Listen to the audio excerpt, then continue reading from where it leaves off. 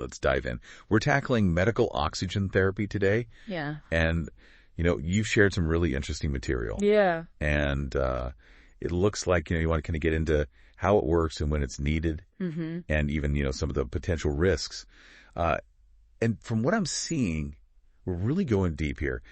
This looks like training materials for healthcare professionals. You're right. We're about to unlock some serious knowledge about how oxygen, something as simple as oxygen, can become a powerful medical tool. Yeah, absolutely. It's a fascinating field, I have to say. Oh, yeah, I bet. There's a lot more to it than just giving someone extra oxygen to breathe. Right. It's got to be more nuanced than that. Exactly. It involves really understanding, what's causing those low oxygen levels in the first place. And then, of course, carefully considering each patient's needs and always weighing the benefits against any potential risks. Yeah, I imagine there's a lot of factors that go into it. So let's start maybe like at the very beginning. Before we even get into the complexity, what exactly is happening in the body that would even make supplemental oxygen necessary? Like, what's the problem that we're trying to solve here? Well, it all really starts with a condition called hypoxemia. Hypoxemia. Okay. See, now we're already getting into some of the terms here that I think a lot of people maybe haven't heard of. So break that down for us. Okay. What does it actually mean? So hypoxemia simply means that there isn't enough oxygen in the blood. Oh, okay. So imagine, trying to breathe at the top of a mountain. The air gets thinner the higher you go, right? And your body might struggle to get enough oxygen to function properly. That's kind of similar to what happens with hypoxemia. Okay. Doctors measure this level of oxygen in the blood using a value called PO2, and that stands for the partial pressure of oxygen in arterial blood. Okay. The normal range for this value is typically between 80 and 100 millimeters of mercury, or min-Hg. So there's a specific measurement that doctors can look at to determine if someone's oxygen levels are too low. Exactly. Okay. I'm assuming there's other factors, right? Like, does age play into this at all? You bring up a good point. Age does play a role. For every year over the age of 60, that lower limit of that normal PO2 range decreases by about 1 millimillo-Hg. However, any reading below 60 millimillo-Hg is always considered hypoxemia, regardless of age. So there's some nuance there, but if it's below 60, that's definitely a cause for concern. Okay, so we know how it's measured. We know what the normal ranges are. Now, what actually leads to it? Okay. What are the root causes that might make someone need oxygen therapy? Well, this is where things get really interesting. There are actually two main types of hypoxemia. Okay. Refractory and responsive. Two different types. Okay, so walk us through those. All right. So refractory hypoxemia, that's the more complex of the two. Simply increasing the amount of oxygen someone breathes doesn't always solve the problem in this case. And it's often caused by what we call a true shunt. Imagine a detour in the circulatory system. The blood is actually bypassing the lungs where it should be picking up oxygen. So it's almost like the blood is taking a shortcut and just completely missing out on its chance to get oxygenated. Yeah, exactly. It's bypassing the lungs completely. Wow, that does sound tricky. What about the other type? You said responsive hypoxemia. Yeah. So responsive hypoxemia, like the name suggests, it responds well to supplemental oxygen. Okay. And the issue here often lies in a mismatch between ventilation, which is the process of air moving in and out of the lungs, and perfusion, which is the blood flow through the lungs. So it's like a supply and demand problem. Okay. The lungs might be taking in air, but the blood isn't efficiently flowing through to pick up the oxygen. Okay, so it's not getting where it needs to go. Exactly. This is often referred to as a VQ mismatch. Okay, I'm starting to get it now. So refractory hypoxemia is like a structural issue where the blood is actually bypassing the lungs. Responsive hypoxemia, it's more like an inefficiency in the oxygen uptake. But ultimately, it sounds like regardless of the type, the goal is to make sure that the body's tissues are getting enough oxygen. Absolutely. Is there a difference between low oxygen in the blood and low oxygen at the tissue level? You're raising a really crucial point here. Hypoxemia, as we've been discussing, refers specifically to low oxygen levels in the blood. Okay. But the broader concern is hypoxia, which means insufficient oxygen at the tissue level. Got it. So hypoxemia is one cause of hypoxia, but it's not the only one. Ah, okay. So it's not just about getting oxygen into the body. It's about making sure it actually reaches its final destination and can actually be used by the tissues. Exactly. So what else besides hypoxemia could cause hypoxia then? So you're thinking along the right lines. There are actually 4 types of hypoxia. Oh, wow. Okay. We've already covered hypoxia, but there's also anemic hypoxia. This happens when the blood itself can't carry enough oxygen, even if there's plenty available in the lungs. Think of conditions like anemia, where there aren't enough red blood cells to transport the oxygen. Right. Or carbon monoxide poisoning, where carbon monoxide latches onto those red blood cells, Oh, wow. preventing them from carrying oxygen. So even if your lungs are working fine, Yeah, the blood itself might not be able to do its job as that delivery system? exactly. Okay, that makes sense. Yeah, Are there other ways that delivery system can get disrupted? absolutely. Another type is stagnant hypoxia, also called circulatory hypoxia. This occurs when blood flow to the tissues is impaired, even if the blood is carrying plenty of oxygen. Imagine like a traffic jam in the circulatory system. Oh, okay. The oxygen-rich blood can't reach its destination because of blockages or poor circulation. Okay. And this can happen in conditions like shock or heart problems. So many things can go wrong with that flow of the Yeah. oxygen-rich blood to the tissue. Exactly. Okay, and then is there anything else that could prevent tissues from getting the oxygen they need? Yeah, there's one more type. Histotoxic hypoxia. Okay. This is a rarer form where the tissues themselves can't use the available oxygen. This can happen with certain types of poisoning, like cyanide poisoning. In these cases, the cells are basically blocked from utilizing the oxygen that's being delivered to them. So we've got 4 different ways that tissues can end up starved for oxygen. Hypoxemic, anemic, stagnant, and histotoxic. Yeah. Got it. Okay, so now that we kind of have a grasp on the why behind needing oxygen therapy, let's kind of shift gears and talk about the how. Okay. What are the goals of oxygen therapy? What are we actually trying to accomplish by giving someone supplemental oxygen? Well, the most obvious goal is to correct hypoxemia, bring those blood oxygen levels back up to a healthy range. Right. But it's more than just numbers. Oxygen therapy also aims to reduce the workload on the heart and lungs, which have to work much harder when oxygen is low. Oh, so it's about giving those vital organs some much needed support. Exactly. Are there other instances where oxygen therapy would be crucial? Of course. There are specific conditions where hypoxia is a major issue and oxygen therapy becomes a life-saving intervention. Right. Think of situations like carbon monoxide poisoning, cyanide poisoning, shock, even a heart attack. Wow. In these cases, oxygen is absolutely essential for survival and recovery. So it's about addressing the immediate oxygen deficit, but also providing that broader support for the body's overall function. Right.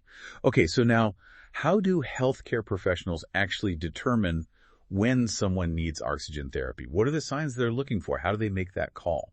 So they consider a few key things. Firstly, they look at lab measurements. Okay. One is hemoglobin saturation, or SpO2, which shows how much oxygen is bound to the red blood cells. Okay. And they might also perform an arterial blood gas analysis, or ABGs, to get that precise measurement of PA2, which we talked about earlier. Right. So they're looking at those lab tests Right. to get that concrete data. Yeah. But what about visual cues? Yeah.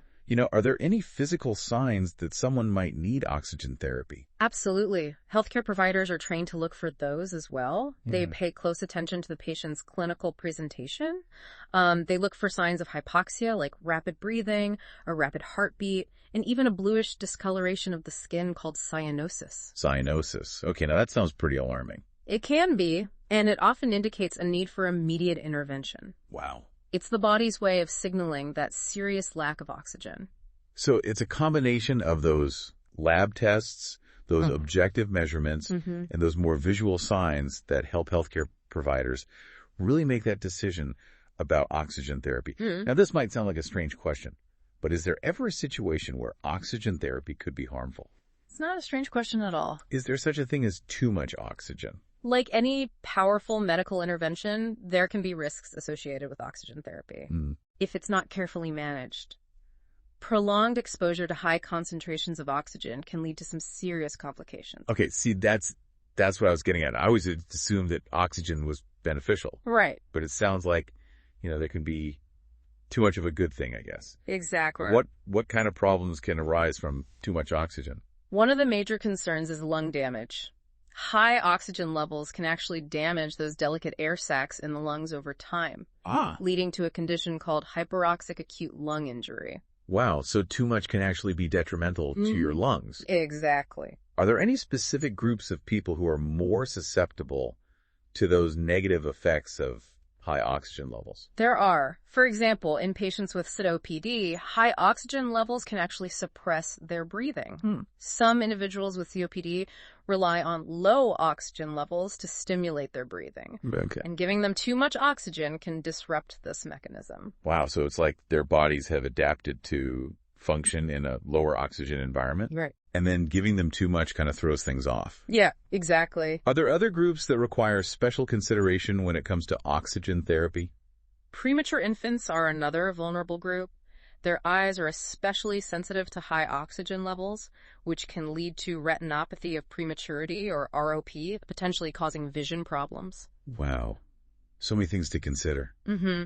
It's not as simple as just giving everyone as much oxygen as possible. Mm-hmm. What other risks should we be aware of?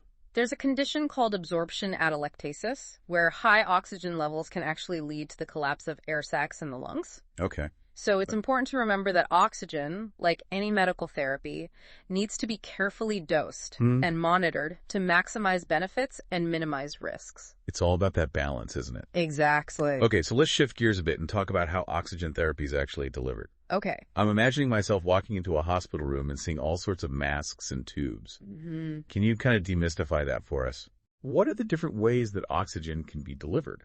So there are actually quite a few different oxygen delivery systems out there, but we can categorize them into two main types, low flow and high flow systems. Two main categories. Okay, that's a good starting point. Yep. So tell us a bit more about each type. So low flow systems provide a variable concentration of oxygen, meaning that the fraction of inspired oxygen, or FiO2, can fluctuate depending on the patient's breathing pattern. Okay. Imagine it like a garden hose with adjustable settings. You can control the flow, but the concentration of water remains the same. Okay, that makes sense. Yeah. So what are some examples of low flow systems? Like what are we actually seeing in a hospital setting? Some common examples of low flow systems include the nasal cannula, which is that small tube you often see resting under the nose, simple masks that cover both the nose and mouth, and partial rebreathing masks, which have a bag that collects some of the exhaled air. Okay, so these low flow systems offer a range of options for delivering oxygen, but in a less controlled manner, I guess. Yeah. What about those high flow systems then? How do they differ? High flow systems, they deliver a fixed concentration of oxygen, meaning the FiO2 is much more consistent, regardless of the patient's breathing pattern. Think of it like a preset dial. You select the specific concentration you need, and the system maintains that level. So high flow systems offer more precision and control over that oxygen concentration. What kind of equipment would fall under that category? So some examples of high flow systems include non-rebreathing masks, which have valves to prevent the patient from rebreathing any exhaled air. Okay. And air entrainment systems like the Venturi mask, which carefully mixes oxygen with room air to create a precise FiO2. These systems are often used in situations where a very specific and consistent oxygen concentration is critical. Okay, so we got these two main categories, low flow, high flow, each with their own range of delivery methods and applications. I'm imagining walking into a hospital room now and feeling a bit more informed about what all those masks and tubes are actually doing. Right.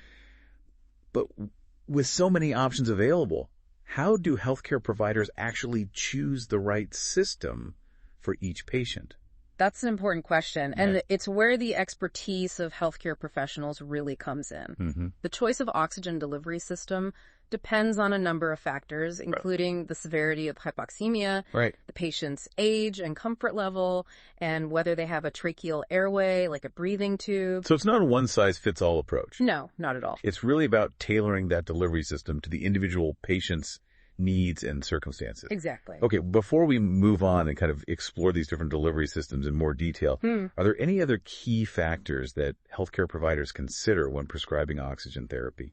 One crucial factor is the underlying cause of the hypoxemia. Different causes may require different approaches to oxygen therapy. Additionally, the patient's overall health status, including any other medical conditions they have, can influence the decision-making process. So it's really all about creating a personalized treatment plan that addresses the individual's specific needs and really maximizes their chances of a positive outcome. Exactly. Okay, well, this is a good stopping point for now. When we come back, we'll take a closer look at those different oxygen delivery systems, how they work, when they're used, the pros and cons of each. Stay tuned.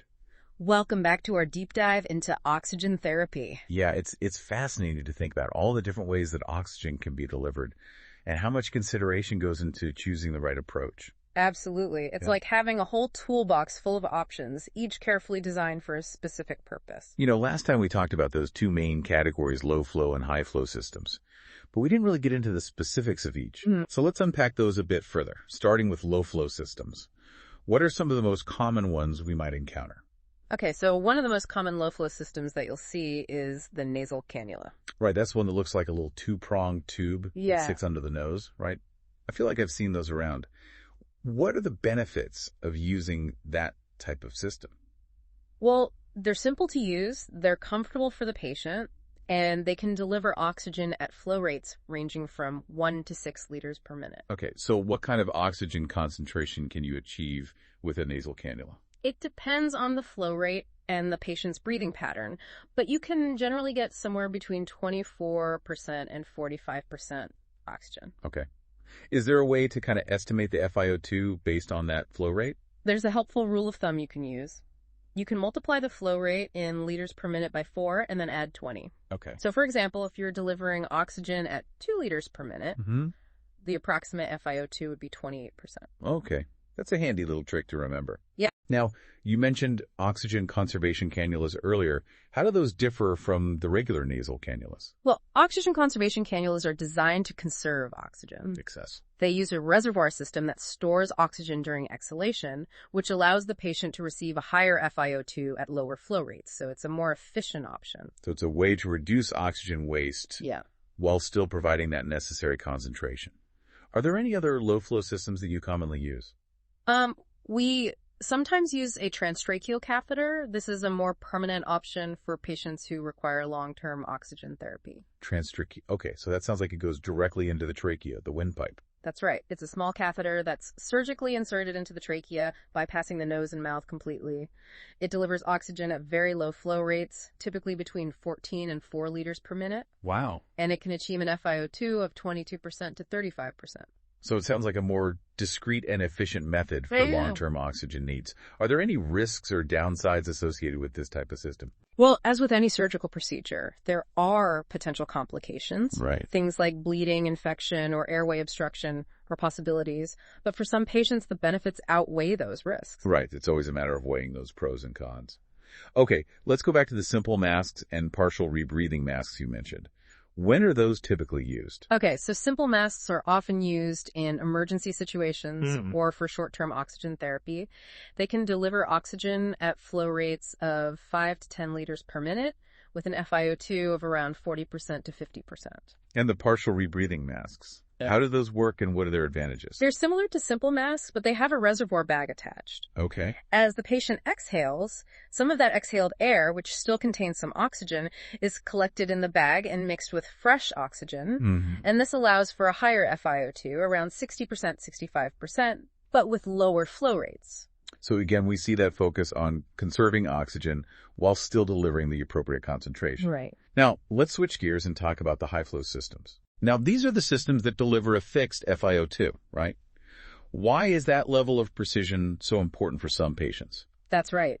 That consistent FiO2 is critical for patients who need a very specific and unwavering oxygen concentration. Okay. What would be like the go-to system in that high-flow category?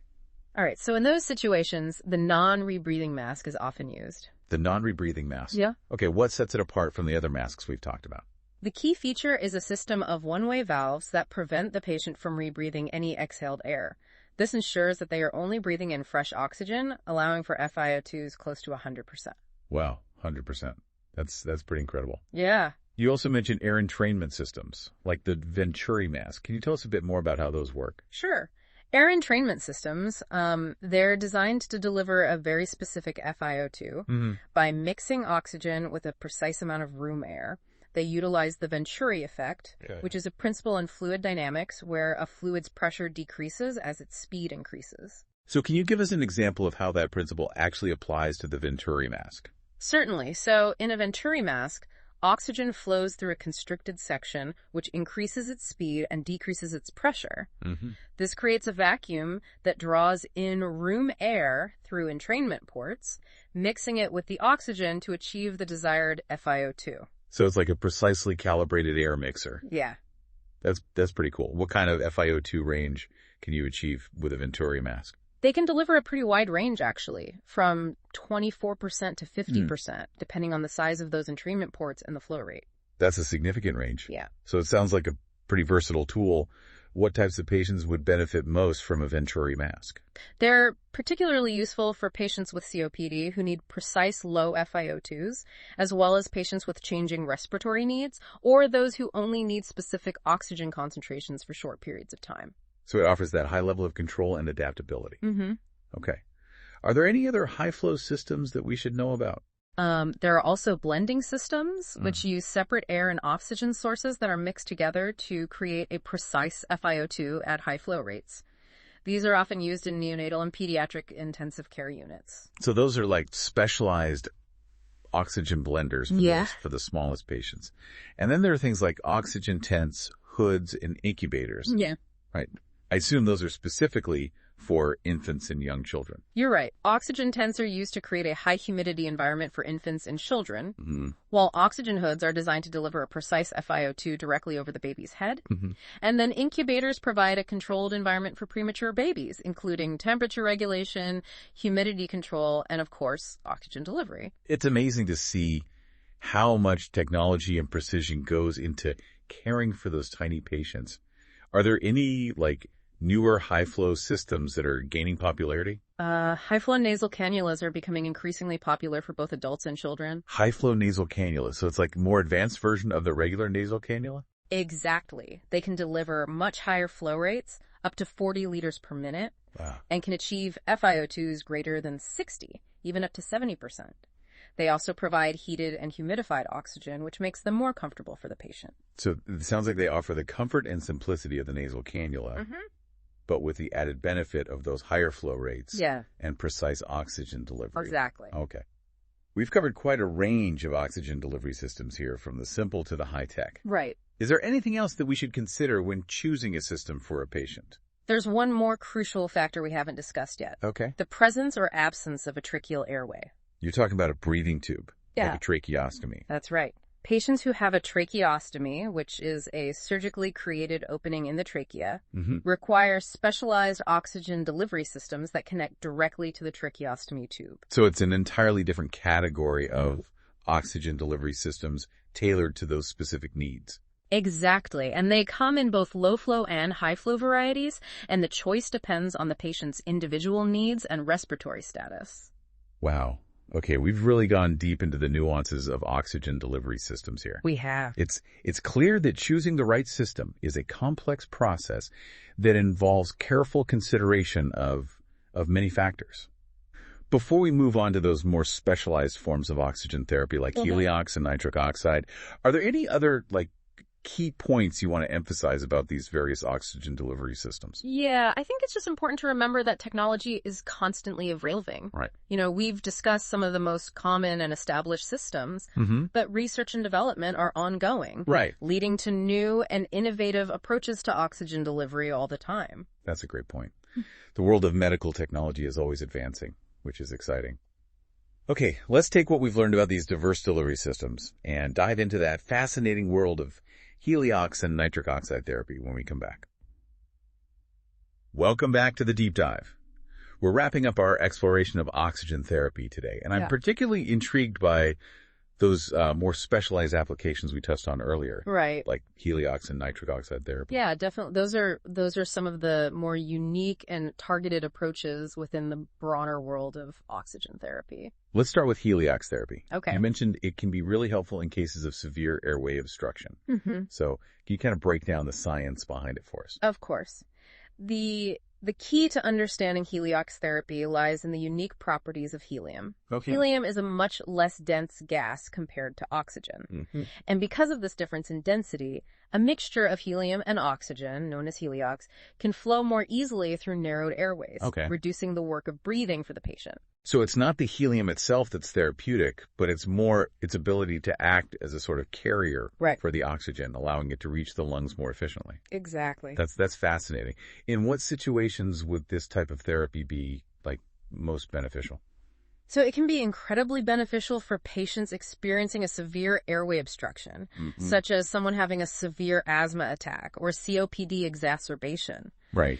In these situations, the airways become constricted, making it very difficult to breathe. Yeah. And heliox can help to bypass that obstruction and deliver the necessary oxygen to the lungs. What kind of, like, helium-oxygen mixtures are typically used in these cases? The most common mixtures are 80% helium and 20% oxygen, often referred to as 80.21, 70.30, and 60.4. Okay. The specific mix used depends on the severity of the obstruction and the individual patient's needs. And how is heliox actually delivered? Is it similar to the oxygen delivery systems that we talked about earlier? Yeah, it's typically administered through a non-rebreathing mask, just like those used for delivering pure oxygen. Okay. However, there is a crucial difference. Go ahead. Because helium and oxygen have different densities, the flow rate calculations have to be adjusted to ensure that the patient receives the correct amount of oxygen. So it's not as straightforward as simply setting the flow rate on a standard oxygen tank? Right. There's a bit more calculation involved. Exactly. There are specific formulas used to determine the appropriate adjusted flow rate based on the specific helium-oxygen mixture being used. It's incredible how much science and precision go into these seemingly simple interventions. Yeah, it's amazing. All right, let's switch gears and talk about nitric oxide therapy. Okay. You mentioned that this is used specifically for pulmonary hypertension. Right. Can you remind us what that is and how nitric oxide plays a role in its treatment? So pulmonary hypertension is a serious condition where the blood pressure in the arteries of the lungs is too high. This increased pressure puts a lot of strain on the heart. Yeah. And it can lead to heart failure if left untreated. That does sound serious. Where does nitric oxide fit into all of this? So nitric oxide is a fascinating molecule that plays a role in many processes within the body. One of its key functions is vasodilation, which means it causes blood vessels to relax and widen. When nitric oxide is inhaled, it specifically targets those blood vessels in the lungs, helping to reduce the pressure in those pulmonary arteries, and ultimately easing the strain on the heart. So it's like a targeted blood pressure medication specifically for the lungs. Exactly. That's pretty remarkable.